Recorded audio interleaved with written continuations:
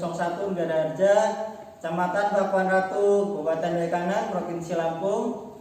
Kali ini saya tidak sendiri, saya ditemani oleh Ibu Ensiana selaku guru kelas 4 di UPT SD 01 Garaharja, Kecamatan Pakuan Ratu, Kabupaten Waikanan. Assalamualaikum Bu Len. Waalaikumsalam Pak Nanan. Gimana kabarnya Bu Len? Alhamdulillah saya sehat. Alhamdulillah Bu Len, kita bisa bertemu kembali, bertatap muka. Bu Len, hari ini saya akan melakukan percakapan pra-observasi. Ya Bu, saya akan melakukan supervisi kelas ya Bu. Iya. Adapun dalam supervisi ini nanti saya akan untuk mengetahui tujuan evaluasi pembelajaran yang akan Ibu lakukan di dalam kelas, Ibu. Nah, kenapa kita hari ini atau melakukan supervisi kelas kepada Ibu? Jadi tujuannya adalah untuk mengetahui atau melakukan persiapan awal supaya bulan nanti di dalam kelas bisa lebih percaya diri dan siap untuk memberikan pelajaran yang terbaik kepada murid. Nah, ada beberapa pertanyaan yang akan saya ajukan kepada Bu Len. Nah, yang pertama yaitu berkaitan dengan tujuan pembelajaran.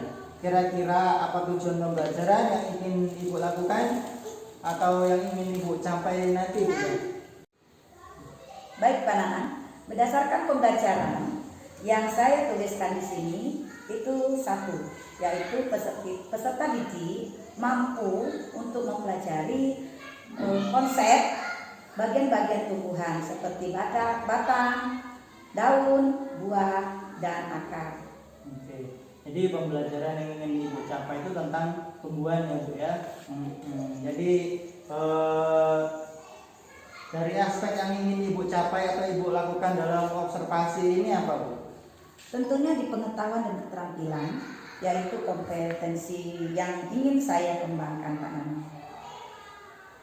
Baik, kompetensi itu termasuk dalam pengetahuan dan keterampilan tadi Bu ya. Ya. Jadi keterampilan pada siswa Bu ya, bertuju pada siswa. Lalu bagaimana rancangan pembelajaran yang ingin Ibu terapkan dalam kelas nanti Bu? Atau strategi apa, pembelajaran apa yang Ibu capai? Tentunya gini Pak Nanan, dalam kelas nanti kita membentukkan pendekatan secara saintifik, modelnya menggunakan PBL dan metodenya dengan diskusi kelompok, tanya jawab dan penugasan. Baik, jadi pembelajaran yang Ibu lakukan itu yaitu menggunakan pembelajaran saintifik ya Bu ya. Jadi ada juga metode atau menggunakan pembelajaran PBL. Nah, kemudian dengan diskusi kelompok atau tanya jawab ya Bu. Kemudian bagaimana dengan media pembelajaran yang ingin Ibu gunakan di dalam kelas Bu? Baik, tentunya saya menggunakan media yaitu LKPD, menggunakan media buku mata pelajaran IPAS. Ada selain daripada itu ada nggak Bu? Ya, baik, saya akan melaksanakan kegiatan pembelajaran pokoknya dulu atau pembelajaran besok. Besok. Jadi saya laksanakan besoknya. Pembelajarannya itu dilaksanakan besok Bu. Ya. Nah, kira-kira kapan Ibu melakukan di besok Bu ya? Oke. Baik. Terima kasih. Baik Bu. Jadi besok Ibu saya akan bertemu kembali dengan Ibu. Saya akan melihat atau mencatat hal-hal apa saja yang ingin Ibu jelaskan. Nanti setelah Ibu melakukan pembelajaran di dalam kelas, saya akan melakukan percakapan kembali, yaitu percakapan pasca observasi yang nanti akan didampingi oleh pengajar praktek saya atau PD saya. Baik Bu, terima kasih atas waktu dan sudah berbincang-bincang dengan saya. Semoga lain kali kita dapat bertemu kembali dalam keadaan sehat walafiat. saya tunggu kehadiran Ibu pada saat pembelajaran atau pertemuan pasca observasi bersama PP saya. Oke, baik Bu. Saya Yudi. Assalamualaikum warahmatullahi wabarakatuh. Sama-sama Pak Nanang. Terima kasih. Terima kasih Bu.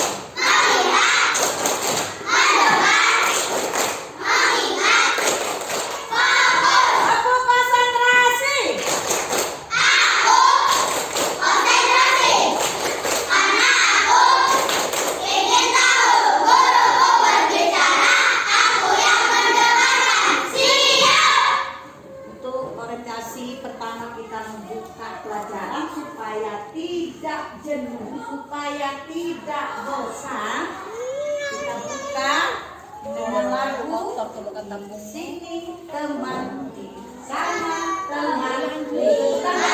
1, 2, 3. Di sini teman, di sana teman, di mana-mana di teman. Tak ada musuh, tak ada lawan, semua saling sayang dengan teman.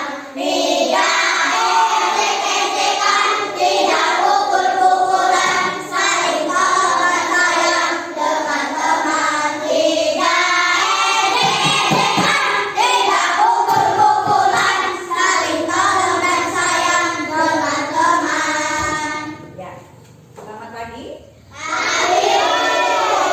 Ibu bilang selamat pagi. Pagi. Selamat pagi. Sebelum kita masuk pelajaran, kita berdoa dulu.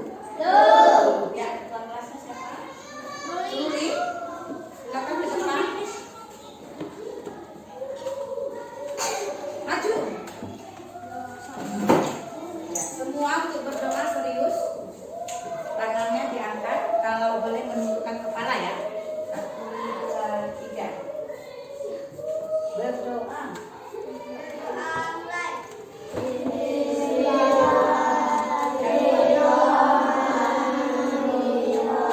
Yang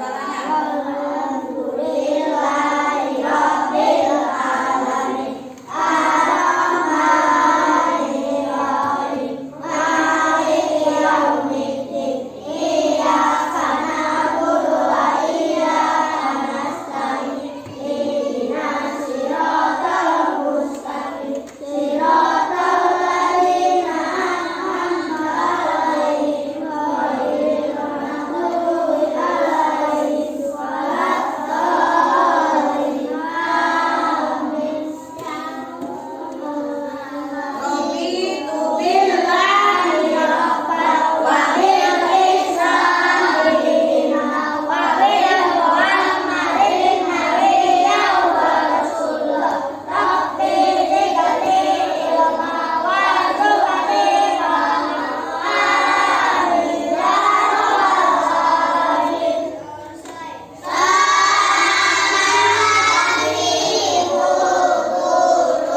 Selamat pagi.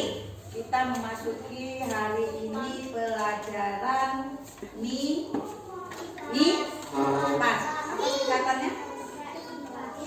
IPAS, ilmu pengetahuan alam dan sosial. Karena buku kita terbatas, jadi kita bikin kelompok 1, 2, 3, 4, 5, 6 kelompok. Jadi sana 5 orang. Ngadepnya ke sana. Ini bantu sini. Itu ngadep ke sana. Ya. Ya. Ini juga ya. Ngadep ke sini. Ini juga ya. Ini ke sini. Nah, ini ngadep ke sana. Ini ngadep ke sana. Ini ngadep ke sini.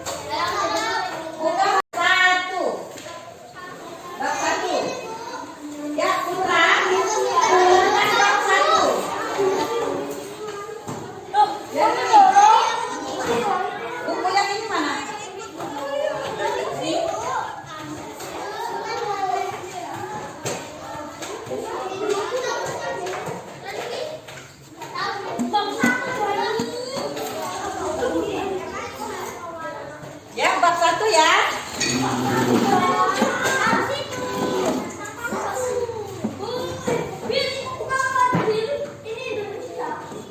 Bab 1 tumbuhan sumber kehidupan.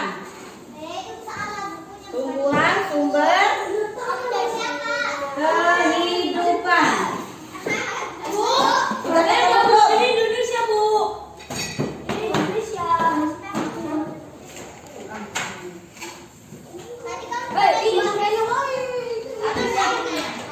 Ya si mana tadi? Upin, Bu. Nah, gabung di mana? Nah, itu sudah ada.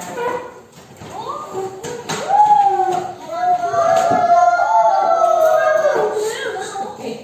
Sudah punya semua bukunya? Coba lihat bab 1, tumbuhan sumber kehidupan. Detail. Tolong dibaca. Nanti teman yang mendengarkan. Ya, yang kuat. Ya. Nanti ngomong berhenti. Ya. Yang lain mendengar. Keberadaan tumbuhan sangat penting bagi manusia dan lingkungan. Tumbuhan memberikan banyak sekali manfaat untuk kehidupan.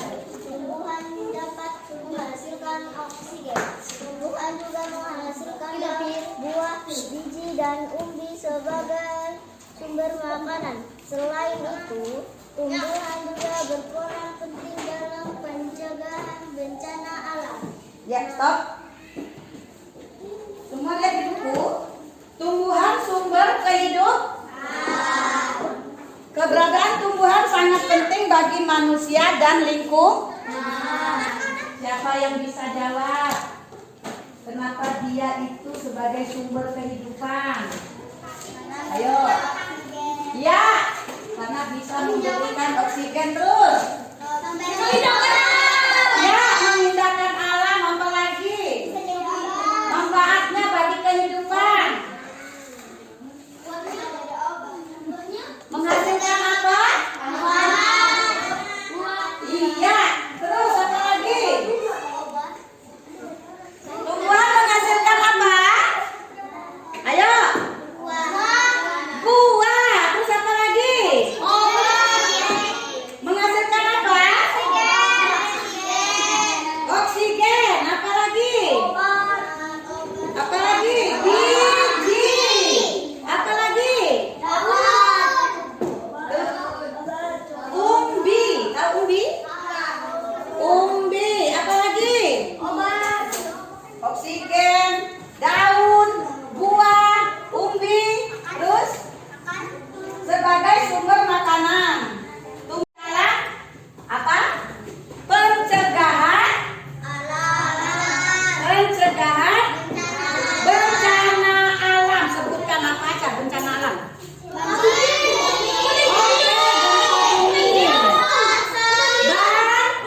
Banjir,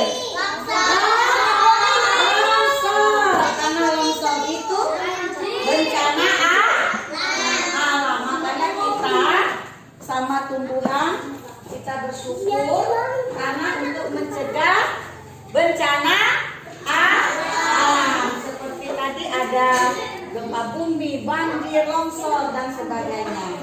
Selanjutnya, Putra, yang kuat bacanya. Halaman 2. Bagian-bagian tumbuhan dan fungsinya. A. Yang lain mendengarkan. Bagian-bagian tumbuhan dan fungsinya. Tumbuhan memiliki ciri yang beragam tetapi secara umum memiliki bagian-bagian yang sama umum. Permudahan mengenai dan mempelajari tumbuhan di kelompoknya berdasarkan Persamaan bentuk bentuk dan fungsi bagian-bagian tubuhnya. bagian-bagian tubuhnya. Perhatikan bagian-bagian utama. Tumbuhan berikut. Ya, stop. A. Bagian-bagian tumbuhan dan fungsi. Sekarang ibu tanya, bagiannya ada apa aja?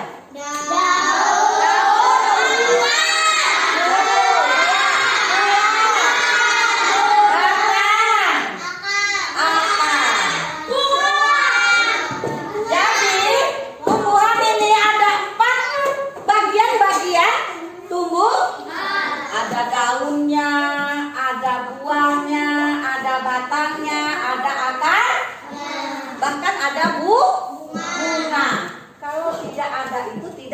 melanjutkan tumbuhan. Baik, sekarang baca Kaisa. Kaisa, satu akar Kaisa. Baca akar. Ya. Ya, akar. Yang lain mendengarkan.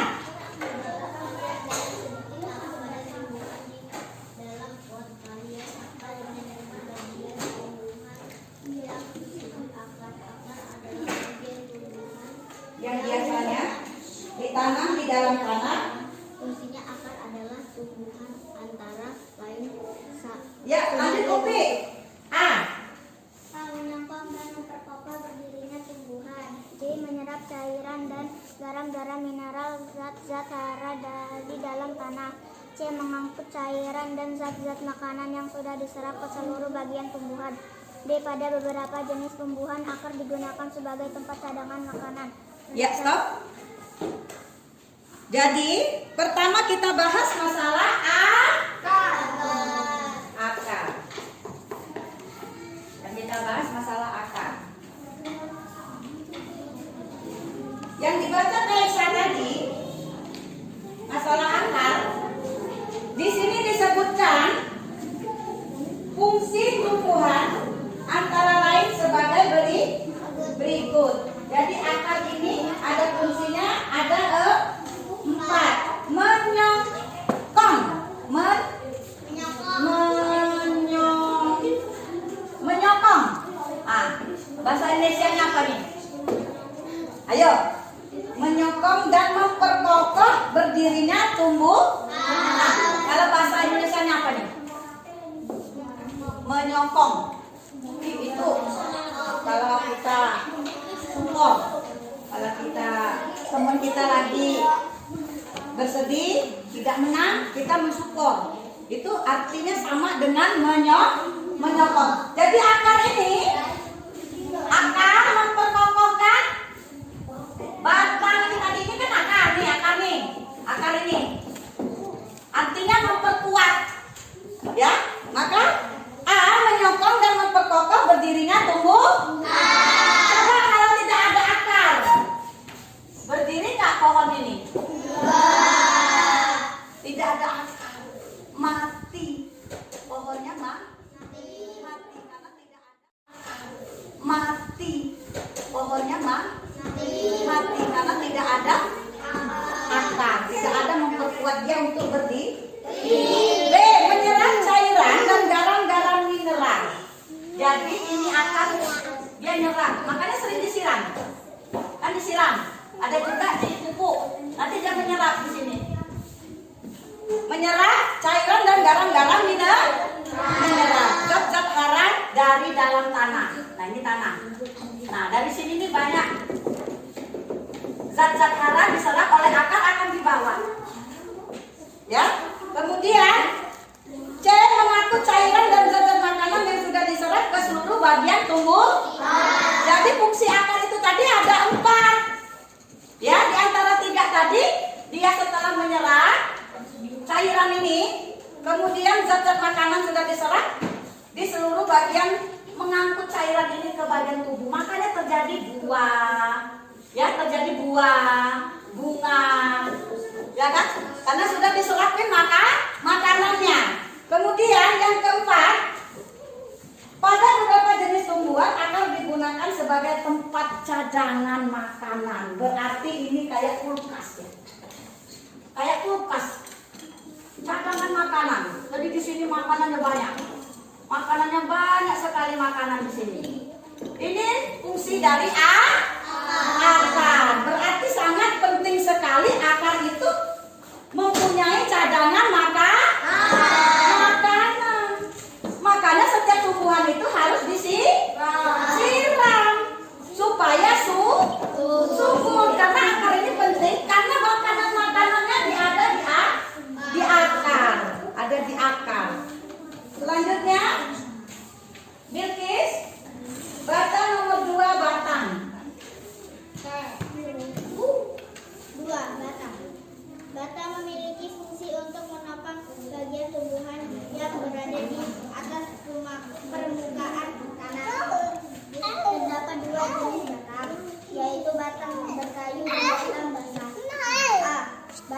berkayu. Batang berkayu adalah batang yang tekstur keras dan kaku. Di dalam batang berkayu juga mengandung kambium. Kambium adalah lapisan pada batang yang berfungsi untuk memperbanyak sel hingga batang membesar. Di dalam batang juga terdapat jaringan menyangkut silem. Artinya mengangkut air, Artinya menyangkut air, mineral dan gas dari akar dari akar menuju bagian tumbuhan terfungsi untuk proses fotosintesis dan boleh mengangkut hasil. fotosintesis ke seluruh bagian tumbuhan. Ya, stop. Selanjutnya, Ruri. B. Batang basah. Batang basah. Batang yang sempurna karena mengandung banyak air serta mudah roboh dan batang. Ciri khas lainnya batang basah tidak memiliki kambium berbunga dengan berkayu. Tumbuhan berbatang basah dikenal dengan sebutan tumbuhan kayu atau tanaman. Ya, stop. Berarti bagian-bagian tumbuhan tadi ada akar, ada batang terdiri dari dua bagian. Apa saja? A tadi? Batang berkayu. Kemudian B,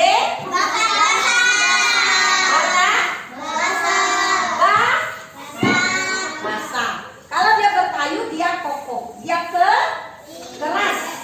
Jadi batang berkayu itu batang yang bertekstur keras dan kaku. Di dalam batang berkayu juga mengandung apa? Mengandung apa? Di dalam batang berkayu mengandung apa? Kambium. Ingetin. Mengandung kambium. Kemudian kambium berfungsi untuk memperbanyak sel sehingga batang membesar. Berarti kalau batangnya itu membesar, berarti kambiumnya banyak. Jadi batang ini membesar. Ibaratnya subur batangnya karena ada kambium. Jadi ada kan tanaman yang kurus kering kan? Berarti kambiumnya kecil, kambiumnya tidak subur, tidak banyak. Karena tidak rajin, petaninya memberi perawatan, disiram, apa kebutuhan dari setiap tumbuhan itu berbeda-beda kebutuhannya, airnya seberapa, pupuknya seberapa, tidak boleh kelebihan. Contoh, kalau kita kelebihan makan sama dengan kayak tumbuhan, kelebihan makan, gemuknya, terus jadinya tidak sempurna juga. Kemudian kalau dia kekurangan, kurus juga hasilnya. Contoh sekarang jeruk ya, sekarang lagi panen jeruk. Kalau jeruknya tidak perawatannya bagus, jeruknya manis apa asem? Karena kurang perawatan. Coba kalau perawatan yang pas perawatannya, pupuknya pas, cadangan airnya keras, kemudian petaninya rajin, kemudian hamanya juga rajin petaninya, jeruknya manis. Coba kalau kita nyicip jeruk asem, berarti perawatannya kurang. Kalau dia manis, otomatis perawatan dari jeruk itu adalah subur dan mantap. Ukuran dari perawatan untuk tumbuhannya. Di sini disebutkan ada jaringan pengangkut di dalam batang. Rupanya di dalam batang ini ada jaringan. Jaringan pengangkutnya ada dua. Coba sebutkan. Satu apa? Berupa silem. Yang satu silem, yang satu lagi bernama FLOEM. Phloem. Bacaannya ya. FLOEM. Yang satu tadi silem. Ibu jelasin yang silam. Yang silam. Ya, yang silam tadi mengangkut air, mineral dan zat-zat hara dan akan menuju bagian tumbuhan tertentu. Ada proses fotosintesis. Jadi diangkut. Jadi jangan terbalik nanti. Yang ini dulu. Yang ini dulu. Berarti dari sini silam. Jangan terbalik. Ya, yang mengangkut. Terjadi nanti fotosintesis. Nah, kita nanti lebih jauh lagi nanti fotosintesis. Kemudian sudah diangkut, ada mengangkut hasil fotosintesis ke seluruh bagian tumbuhan. Fotosintesis dari silam terjadi fotosintesis, kemudian hasil ini diangkut menjadi POEN. Ya, hasil dari fotosintesis. Kemudian nomor 3, Arum baca. Daun. Ya, yang lain dengar. Halo, ini ambil video Dani. Pak suruh balik. Yang kuat Arum. Ulang-ulang daun. Daun merupakan bagian tumbuhan.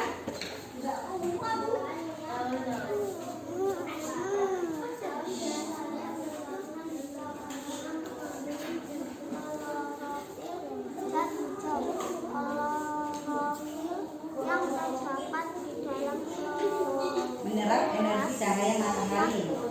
Energi tersebut digunakan untuk fotosintesis. Fotosintesis menghasilkan bahan makanan dari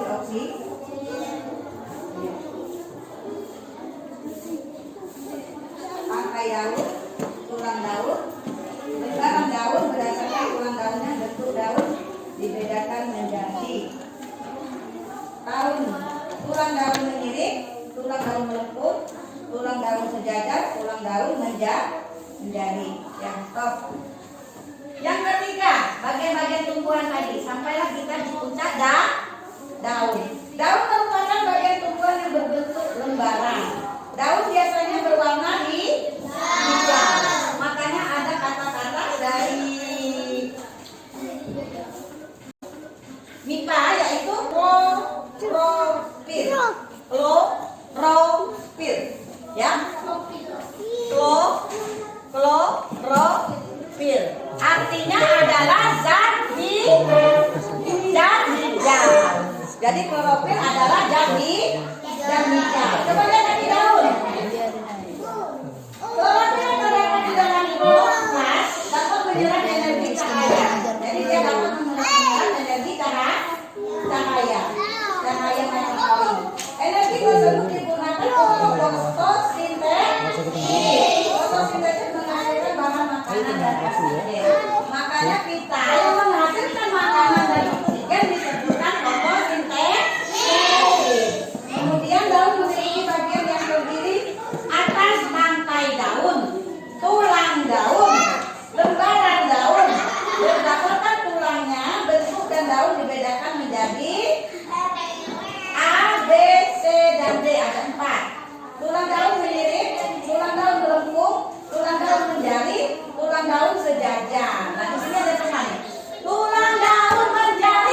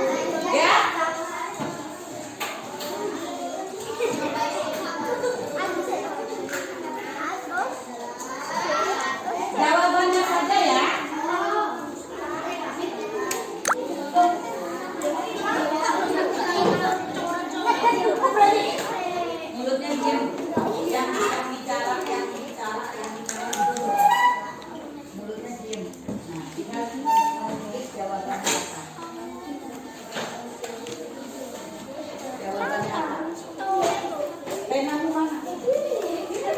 Jawab sendiri. Baca dong.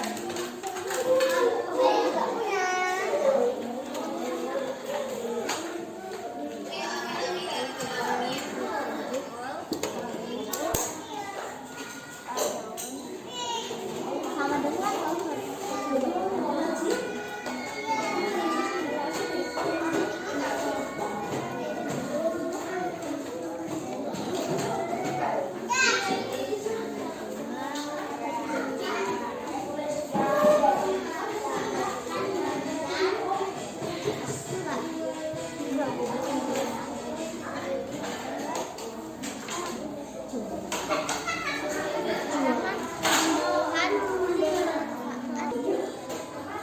Nanti yang kurang pas kan dibilang.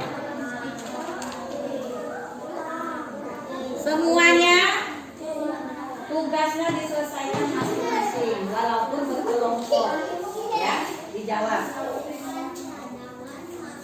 Kompromi sama temennya. Kalau nggak tahu jawaban ini, saling tanya sama temennya yang ada kelompok masing-masing. Boleh ditanya, boleh jawabannya sama, boleh.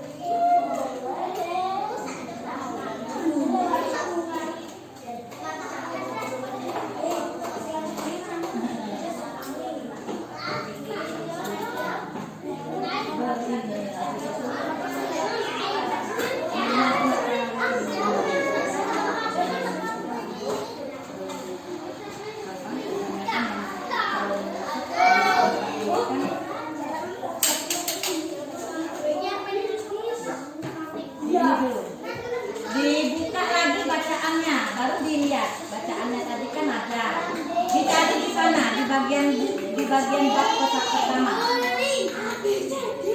Kebanyakan kan kalau pemilihan ini kan ada 50%. Hanya ini bahasa kata saya. Itu.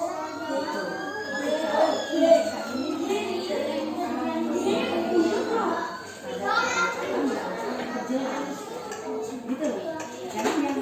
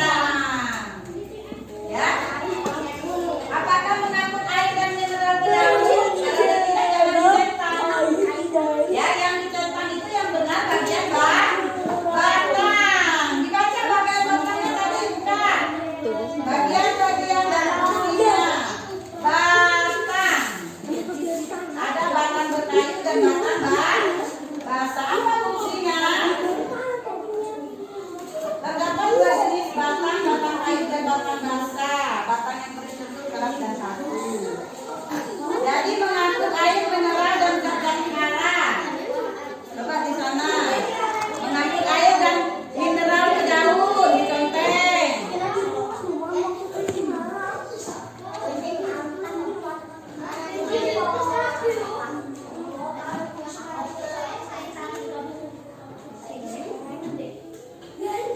dalam batang terdapat jaringan pengangkut berupa silang mengangkut air dan tenaga zat tanah dari akar menuju bagian tubuhan tertentu untuk berfungsi intensif. Mengangkut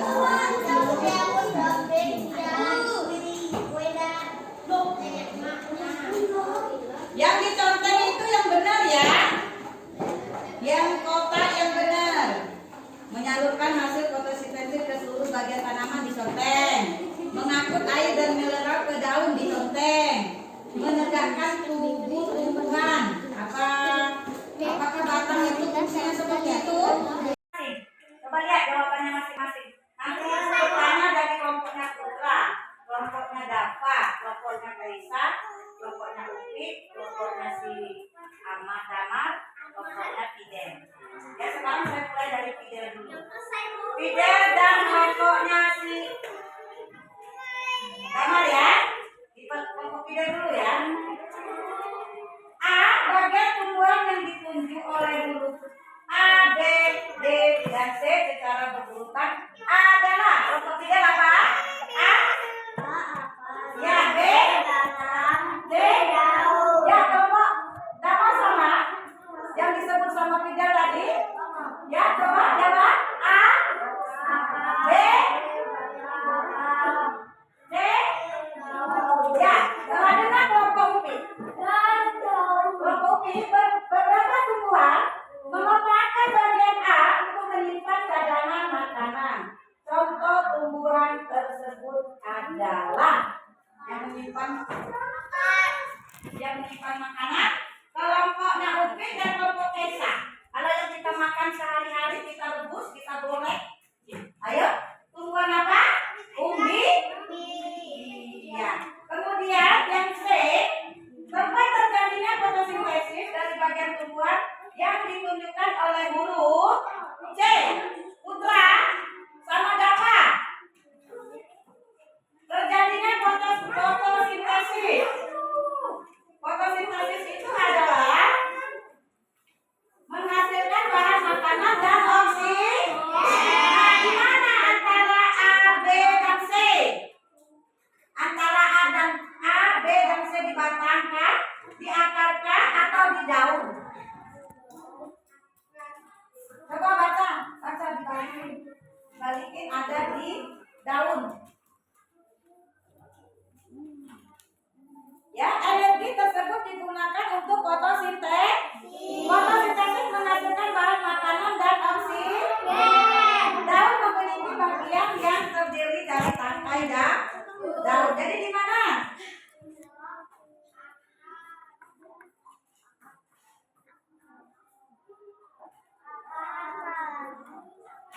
Ya, siapa yang tahu? Dafa dan Putra.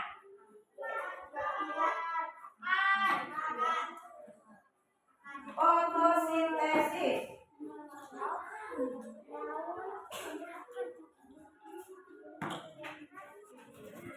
Kalau akar tadi kan sebagai tempat cadangan makanan. Mengangkut cairan dan zat makanan itu disebut akar. Kalau fotosintesis terjadi di huruf C. Coba lihat C itu. Terjadi pembuatan makanan dari sinar matahari ke huruf C di sana dilihat. Siapa yang tahu? Kelompok 1, 2, 3. Sekarang kita refleksi pembelajaran kita hari ini. Hari ini belajar IPAS, ilmu pengetahuan alam dan sosial. Asik apa enggak? Asik. Lain kali kalau kita belajar di dalam, apa enak belajar di luar? Di luar sambil kita berpraktek akar, batang, dan daunnya. Kemudian coba kalian semua, apa kekurangan dari ibu menjelaskannya? Kalau ada kekurangannya silakan, kalau ada kelebihannya silakan. Kurang apa? Kurang keras ibu ngomong? Enggak. Kemudian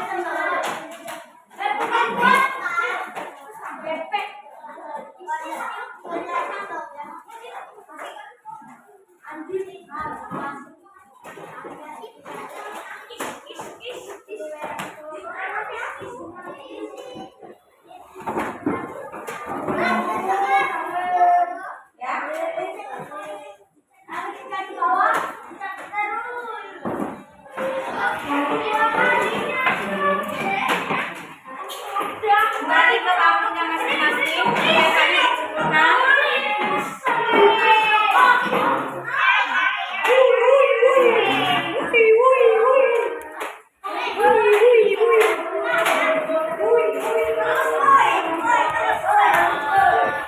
Biasa sebelum kita pulang, sebelum kita berbaca doa, kita orientasi sebentar, biar tidak ngantuk pulangnya. Kalau pulangnya ngantuk, nabrak pohon, nabrak batu, nabrak mobil, nabrak orang.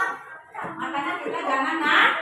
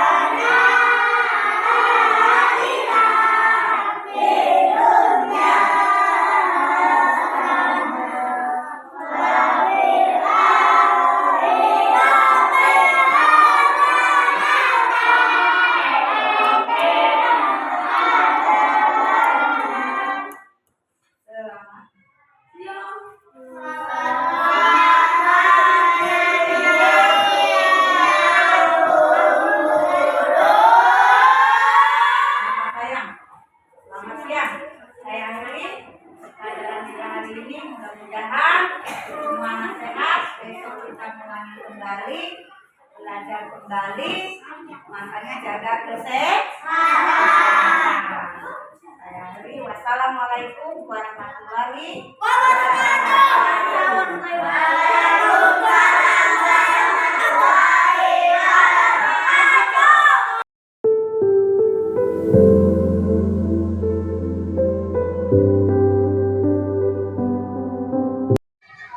Assalamualaikum warahmatullahi wabarakatuh. Saya Nanang Rema Galih, CGP Angkatan 10 Kabupaten Wekanan, Provinsi Lampung. Kali ini saya tidak sendiri, saya ditemani oleh Ibu Lensiana. Beliau selaku guru SDN 01 Negara Harja, dan ada juga saya juga ditemani oleh Bapak Alek Lendro selaku PP Angkatan 10 Kabupaten Wekanan. Selamat pagi, Bu Len. Selamat pagi, Pak. Selamat pagi, Pak Alek. Baik, di percakapan pasca observasi saya akan memberikan pertanyaan-pertanyaan kepada Ibu terkait dengan jalannya proses observasi di kelas yang sudah Ibu lakukan.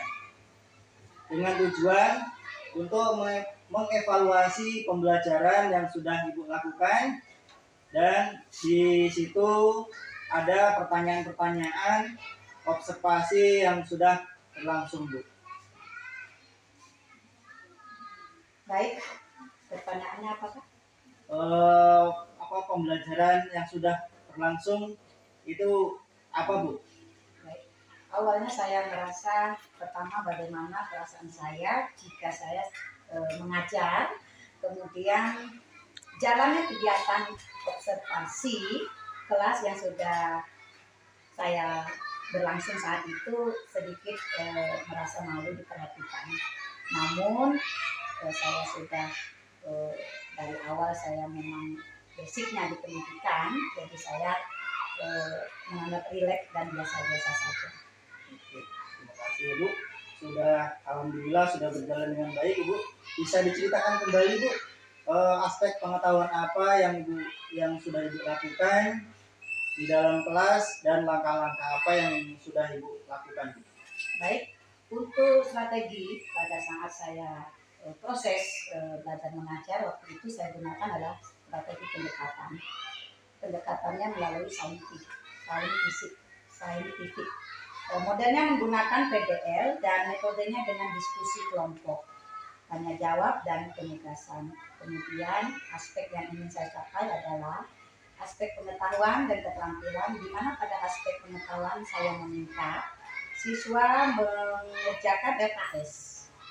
Nah, siswa mengerjakan LKS sebagai kelompok-kelompok mereka tadi saya buat bisa mengeluarkan pendapat masing-masing pada kurikulum yang saya laksanakan pada saat itu. Kemudian aspek keterampilan saya meminta siswa melakukan praktek bersama teman kelompoknya. Baik, untuk strategi pembelajaran yang Ibu gunakan adalah pembelajaran saintifik ya Bu ya. Ya. Model dan menggunakan model PBL dan dengan diskusi ya. Oke. Capaian yang Ibu lakukan dari aspek pengetahuan dan keterampilan itu seperti apa Bu? Baik, alhamdulillah sudah berjalan dengan baik, namun masih banyak kekurangan. Di saat kekurangan itu saya masih tahap belajar. Karena apa? Kita harus sebagai pendidik melakukan kesalahan itu pasti ada, tapi melakukan kesalahan yang sama jangan sampai terulang. Alhamdulillah sudah berjalan dengan baik ya Bu. Namun masih ada kekurangan, kira-kira kekurangan atau kendala apa Bu yang Ibu alami? Nah, pada saat itu ada kendala yang saya hadapi adalah masih adanya beberapa siswa yang kurang terlibat aktif. Nah, kalau pembelajaran di kurikulum Merdeka ini kan aktifnya siswa, bukan gurunya, aktifnya siswa. Jadi kita mengikuti kemampuan siswa itu. Apa mau mereka gitu kan. Insya Allah dalam pembelajaran kurikulum Merdeka ini, jika kita mengikuti siswa, insya Allah kita itu berkembang. Karena sebanyak 24 siswa yang ada di kelas saya itu, mereka pendapatnya masing-masing terhadap apa yang materi yang saya ajarkan dalam proses pembelajaran.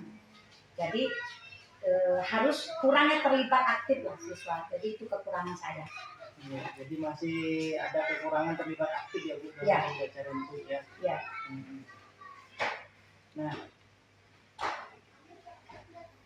jadi dalam pembelajaran itu kira-kira mengapa hal itu terjadi Bu? Ada beberapa siswa kurang aktif dan tidak mau terlibat dalam pembelajaran itu. Tentunya di situ adalah setiap kelompok itu kurang fokus. Mungkin kebanyakan kelompok, mungkin kebanyakan orangnya di kelompok itu kurang fokus. Makanya terjadilah kadang-kadang itu kita tidak memperhatikan terlalu jauh gitu kan. Jadi mereka itu gaduh ibaratnya karena kelompok terlalu banyak, diskusinya juga kurang maksimal. Itu saya rasa di situ. Jadi di sini kita akan perbaiki untuk ke depan. Jadi dalam pembelajaran itu kira-kira mengapa hal itu terjadi Bu? Ada beberapa siswa kurang aktif dan tidak mau terlibat dalam pembelajaran itu. Tentunya di situ adalah setiap kelompok itu kurang fokus.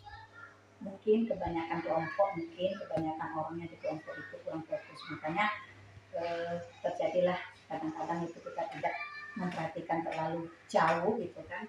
Jadi mereka itu gaduh ibaratnya karena kelompok terlalu banyak, diskusinya juga kurang maksimal. Itu saya rasa di situ. Jadi di sini kita akan perbaiki untuk kedepannya, membagi kelompok dengan heterogen dan tidak terlalu banyak. Baik, jadi Ibu ada rencana yang Ibu dalam membagi kelompok terlalu banyak itu tadi. Mudah-mudahan nanti apa yang Ibu rencanakan dalam pembelajaran selanjutnya itu dapat berjalan dengan baik. Baik Bu, saya tunggu cerita-cerita Ibu yang selanjutnya. Semoga rencana yang Ibu lakukan tadi dapat terrealisasi dengan baik. Jadi, nah kira-kira kapan Bu rencana Ibu akan melakukan pembelajaran atau keinginan Ibu tadi? Baik, insya Allah ke depannya selanjutnya pembelajaran, proses perubahan di diri saya sendiri, kemudian pembelajaran selanjutnya di kelas akan saya melakukan proses nanti akan ke depan pada materi-materi berikutnya. Baik, terima kasih Bu atas jawaban. Mudah-mudahan apa yang Ibu rencanakan dapat berjalan dengan baik dan saya berikan kesempatan kepada pengajar praktek saya, Pak Alex Lendro, untuk memberikan umpan balik terkait pasca observasi yang saya lakukan pada siang hari ini. Silakan Pak Alex. Terima kasih Pak Nanang, Bu Insiana. Setelah kemarin ada yang namanya pra observasi, kemudian observasi, dan alhamdulillah saya bisa hadir di pasca observasi ini. Jadi kegunaan dari observasi itu adalah untuk perbaikan, ya kan, pembaikan pembelajaran di kelas. Nah, apa yang sudah dilakukan oleh Pak Nanang ini sudah cukup baik sekali. Ini tadi sudah melakukan sebuah proses tahapnya tanpa terlangkah, ya. Ini sudah ada pra observasi, dan sekarang sudah pasca observasi. Dan tadi di dalam teknik menggalinya di pasca observasi itu sudah baik karena mengajukan pertanyaan-pertanyaan pemantik yang itu keluarlah dari ide dan pikirannya Bu Insiana untuk mengeluarkan ide-ide yang itu sebetulnya powernya, kekuatan bersumber dari Bu Insiana sendiri. Dengan teknik coaching yang itu sudah diterapkan di dalam proses pasca observasi. Intinya observasi ini gunanya adalah untuk anak-anak kita semua, ya, untuk perbaikan di dalam proses pembelajaran di kelas. Itu saja Pak Nanang, semangat Indonesia dari begitu untuk anak-anak semua, untuk negara kita ini. Baik, terima kasih Pak Alex atas umpan balik dan tanggapan terkait pasca observasi pada kegiatan pada pagi hari ini. Baik pada akhir rangkaian kegiatan observasi akademik atau supervisi yang kita sudah selesai, dimulai dengan kegiatan percakapan pra-observasi, supervisi kelas, dan juga percakapan pasca observasi kelas. Saya ucapkan terima kasih sebanyak-banyaknya kepada Ibu Lensiana dan juga Pak Alex Lendro. Saya akhiri. Assalamualaikum warahmatullahi wabarakatuh. Waalaikumsalam warahmatullahi wabarakatuh.